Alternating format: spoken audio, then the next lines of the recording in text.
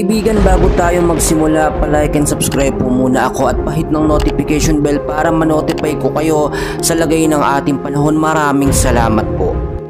Kaibigan, sa kasalukuyan po ay patuloy pa rin po nating minomonitor. Ito po nga tropical depression or mahinang bagyo na nasa labas po ng Philippine Area of Responsibility.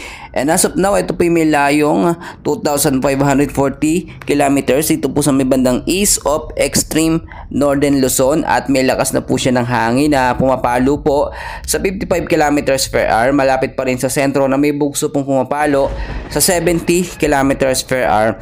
Pa-northwestward po ang pagkilos sa bilis po na 25 kilometers per hour.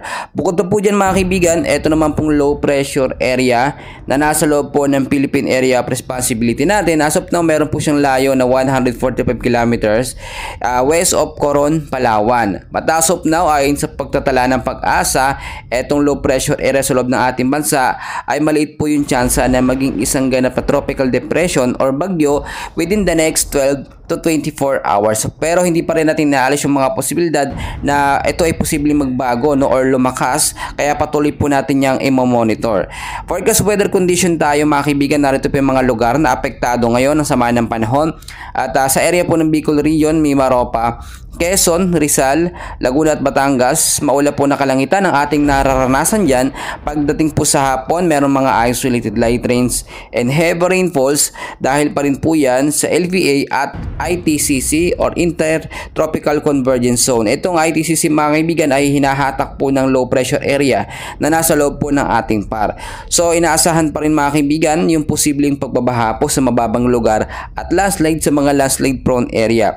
Samantalang sa Ilocos Region, Cordillera Administrative Region, Cagayan Valley, kasama na po ang Central Luzon, patuloy din makakaranas ng maulap na kalangitan ngayong araw at hapon naman mga isolated light rains or mahina hanggang sa posibleng malakas na pag-ulan ng mararanasan dahil po sa easterlies. Ang Metro Manila naman po mga kaibigan at ilang bahagi po ng ating bansa ay patuloy pa rin makakaranas ng maulap na kalangitan. Asahan ng mahina hanggang sa posibleng paglakas ng pag-ulan pagdating po sa hapon at sa gabi dahil pa rin po sa Intertropical Convergence Zone or ITCC. So binabalaan po yung mababang lugar sa banta ng pagbabaha at yung matataas naman po sa banta ng landslide mga kaibigan, especially yung mga mountainous area. So mga kaibigan, etong bagyo or tropical depression na nasa labas ng ating par, ito may posibilidad ba na pumasok sa ating bansa? As of now, maliit po yung tsansa pero hindi po natin inaalis yung mga posibilidad na ito'y pumasok o